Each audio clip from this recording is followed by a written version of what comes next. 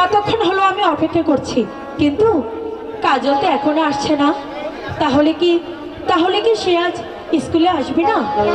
তাহলে এই বিনিশিতের মালাখানি এখন আমি কার গলে পরাবো? সে যে আমার মন প্রাণ সব কিছু কেড়ে নিয়েছে। এখন তাহলে আমি কি করব?